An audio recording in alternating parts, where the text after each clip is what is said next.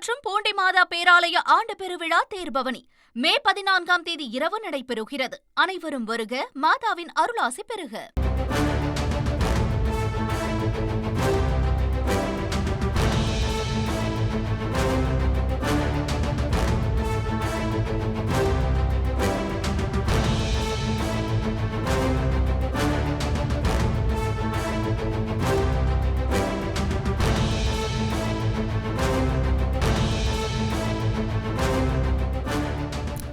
தக் life audio வெளியீடு தள்ளி வைக்கப்படுவதாக கமல்ஹாசன் அறிக்கை ஒன்றை வெளியிட்டிருக்கிறார். எல்லையில் நிலவும் பதற்றமான சூழலை கருத்தில் கொண்டு படக்குழு இந்த அறிவிப்பை வெளியிட்டிருக்கிறது.